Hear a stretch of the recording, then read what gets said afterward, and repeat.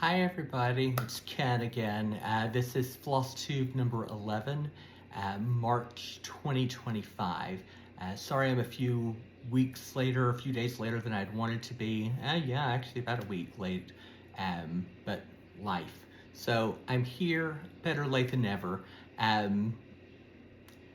In good news, I ended up getting a ring light, so I hope that's gonna help with some of the lighting and the shadows and make some of my stitching pop a little more. I'm so glad to see you guys again and to just get to share what's happened in the past month with people that kind of understand. So for those of you that tuned in with me last time, I want to start with an update about my mom. Mom, as you recall, went to the doctor with severe pain in her hip and her knees. It ended up taking her by ambulance because she just couldn't walk. The doctors did find pretty severe deterioration in her joints, but they said for an 84-year-old, I think is how old she is, I don't know, but for a woman of her age, that they weren't really shocked by how much deterioration they had seen, and they were recommending just quarterly or every 6-month injections rather than any kind of reconstruction. So that's good news, and it's actually turned out to be a very, very positive event. And she's getting relief. She's feeling like she's getting better every day. It's been about 3 weeks since she's had the injection, the first one. So thank you for your concern. Thank you for your prayers. We greatly appreciate them. So March, wow, what a month it was. March was a month full of travel for me. As I think we've mentioned before, I work for a Christian university in West Texas. And so, where I'm professor of piano. And so the middle of the month, we took spring break and I headed to Arkansas to check on mom and dad for a little over a week. They're fine. It was great. It was good to be home. I had a little bit of drama with car rental while I was there. The flight into Memphis landed at like 2 a.m. And so my reservation for the rental car, it was still good, but the dealers, the people were gone. They'd gone home by that time. So my parents' home is about 45 minutes from the Memphis airport. So getting an Uber at 2 o'clock in the morning that was willing to drive me across state lines, that was fun. But aside all of that and a couple of traumas of just trying to get the car, it all worked out in the end and we're no worse for wear. So I flew back on Saturday night of spring break for that and got up the next morning and met the cast of the Children's Opera with Opera of the Plains and headed down to Midland, Texas on Sunday afternoon. And then we began performing Little Red Riding Hood, a 45-minute operetta basically. Over the next 6 days. 6 days, 13 performances to a little over 1,500 kids. It was an amazing experience. We were exhausted by the end of it, needless to say. And so got back here, did the last performance of that on Saturday night of that week. I took Sunday off from my church job. Yes, no way was I going to play anymore right now. And then we had the short week because at a Christian institution with Easter being the next Sunday, we get Good Friday and Easter Monday both off to give us a 4-day weekend. So I took the time and actually skipped town again. Yeah, I know, a church pianist not in town on Easter Sunday. Who are you, dude? But I took the time away and skipped off to Dallas, um, and just hid away in a really comfortable hotel room and left to go eat and to do a little bit of shopping. But most of the time it was me in the hotel, either sleeping or watching baseball games, um, or doing a little reading. We'll talk about my stitching. Well, we can talk about my stitching now. I had taken a project. I had everything in the hoop. I had my needle. Um, I had my scissors. I had all my floss. Didn't have the pattern. It was sitting on the couch here in my apartment. So not a stitch of work done over that period, which is why I always try to scan everything, so I have a digital copy at least. But this, because it's so small, I decided not to. So yeah, that's what's been going on in my life. With all of that travel, I got some stitching done while I was in Arkansas. I got a little bit done while I was in Midland with the opera, and not as much as I would have wanted to. And then, of course, no pattern, no stitching in Dallas. So I'm not as far along on these two projects as I had hoped, but that's what we do here. So first up is a scarecrow picture from Defton. So when you saw it last, I had a little bit of the scarecrow's body taken care of. You know what? Actually, let me take this out of the hoop real quick. That will make it much more effective to see.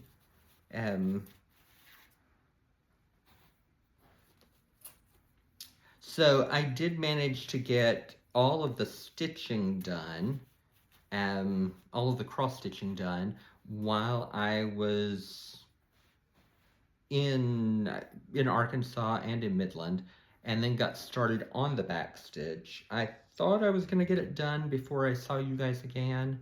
Sadly, not quite there. But I'm really pleased with how this has turned out so far.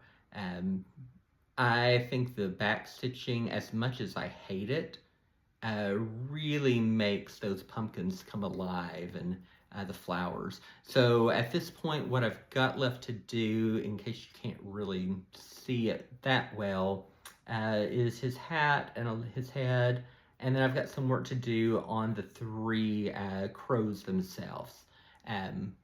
But this will be a finish for next month for sure, because I'm just ready to get it done. I stitched on this one because it's, as you will recall, it's from a kit, and it's a 11 count Aida, and so I was able to see it without having to trek all of the magnification with me around. The big piece that I was working on this month, in theory, was from Lindy Stitches, and it's called Beautiful Things. And this is where we got to. So, when I started, I had this section with the flowers and the top of the bird completed. And then I had begun some of the letters and the border there at the top. And so what I've done this month, I extended this border out here, added a couple of the letters of my and a couple of the things that are going to be in Darling. I think the R and the L were both new, and then got the start of its in as well. It's a page change, so that's the reason for the random stitches there at the bottom underneath the writing. This has been a struggle for a couple of reasons. First of all, I can't see it when I don't have my amplification or my magnification with me, um, which is really frustrating. You know, I don't like getting older and these not being enough to see. That's on 32 count Lugana, by the way, um, with all the called for.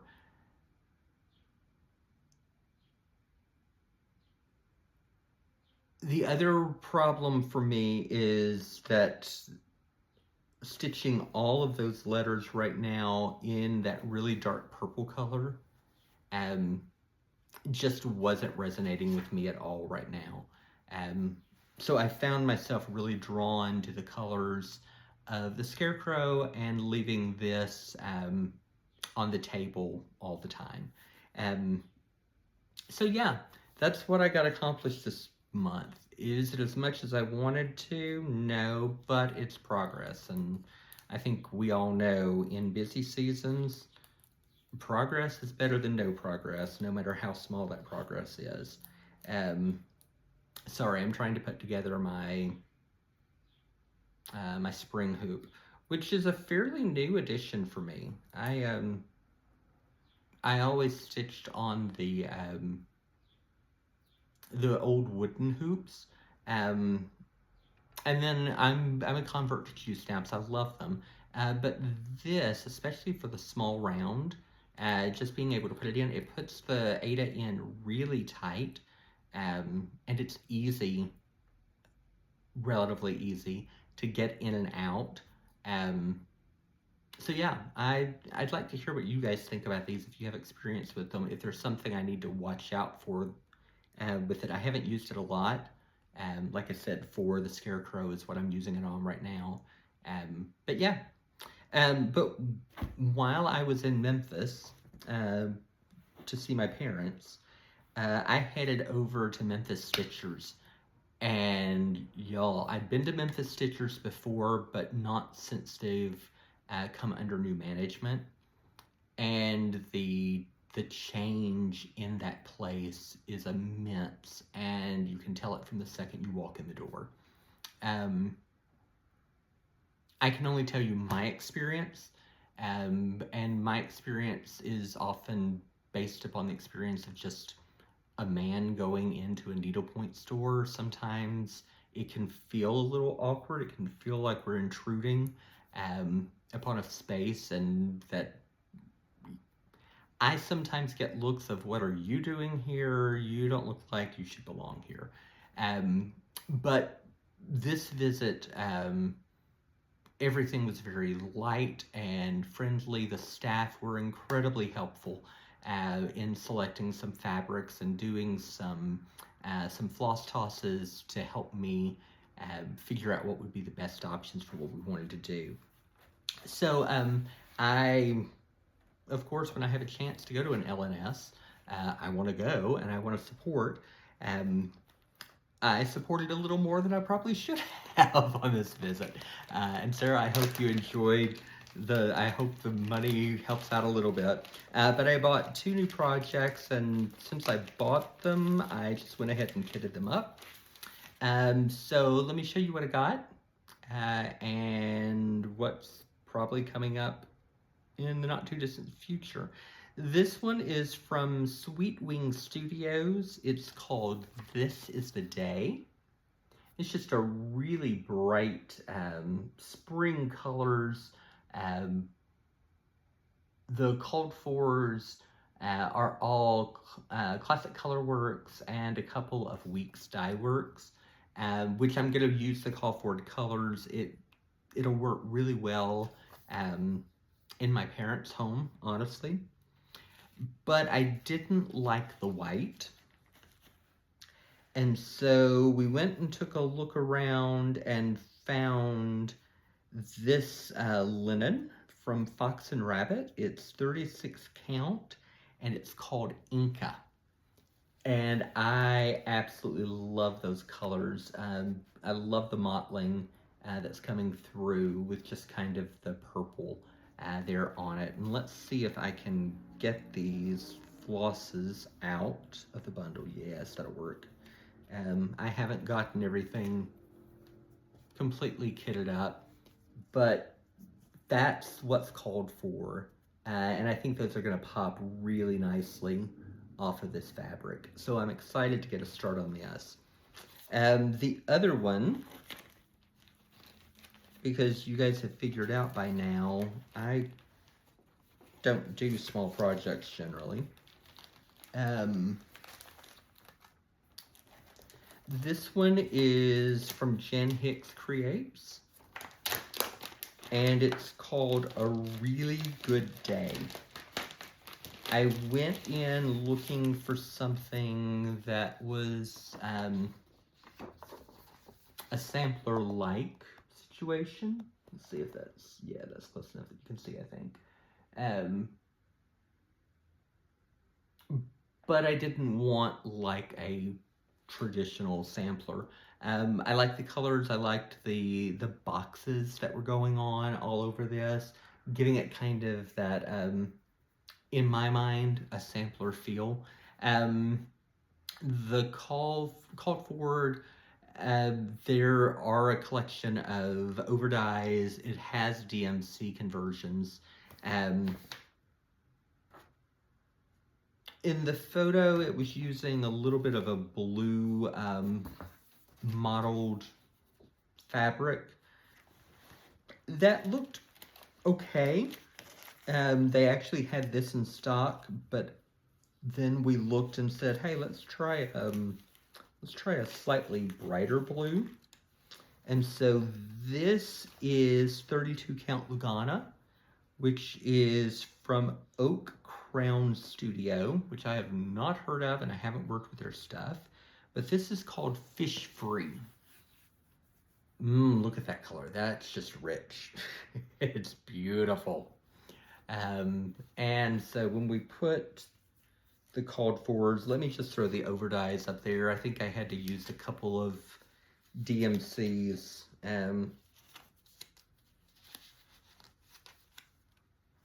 we, yeah. Oh yeah, there's that turquoise. That's really nice. And then the DMCs are just like the standard 310 black, and then we have this other bluey color. This blue I know looks really close to the color of the fabric on camera. It's not quite that close when you look at it in person. So those are, yay! So now that I've gotten these two plus the Christmas thing that I bought from 123 Stitch a couple of months ago, it's probably time to get a start going of something, because, you know, I'm getting into that point of just, okay, let me buy stuff. Let's see what I can end up with and what's gonna just sound good and feel good. So yeah, I anticipate a start of one of those two coming up this month. I'm also going to be finishing up Scarecrows this month, and I think I'm going to jump back into long dog samplers. That's hard to say. Long dogs. They're Count Your Blessings. I know you know it. It's beautiful, it's colorful, it's bright, and I like the little motifs, and I think that's going to be a good fit for me, especially as I'm going into the end of the semester. And then I'll probably start one of these new projects. I sort of have a feeling it might be This Is the Day, just because it's a little brighter and a little more block color, which I think is going to be a good fit for me right now. I do want to ask you guys for some feedback and your advice on things. I have an Ottlight. I have a stand magnifier light, and I don't even know who creates this thing, um, who produces it. I got it off of Amazon at some point. But what do you use for magnification? Amplification. Good grief! I'm thinking musical all the time. What do you think? What do you use for magnification when you're on the road? Um, a pair of readers isn't really cutting it for me. It's not quite strong enough, especially when I'm working on 32 count. I'm not worried about the lighting so much. Um, I I think I can go ahead and announce this publicly.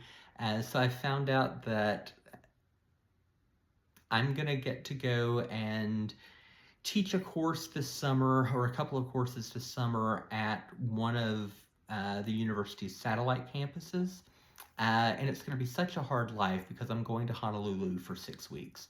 Hey. So I need something. I want to take my stitching along, or a portion of my stitching, but obviously I'm not going to be able to pack up like a huge magnifying situation. So I need to know, what do you guys recommend? What works well? What doesn't work well? Tell me what to avoid as well. So, um, yeah, that's what we've done here.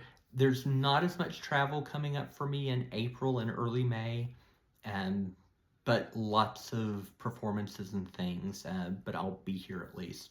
So the hope is that I get to continue stitching at least an hour a day, just to get some stuff going again. Uh, I look forward to hearing from you guys and your thoughts in the comments below. I do check those every day, just to see who's watching and who wants to chat. In the meantime, happy stitching, y'all, and be safe and happy and healthy. Blessings to you.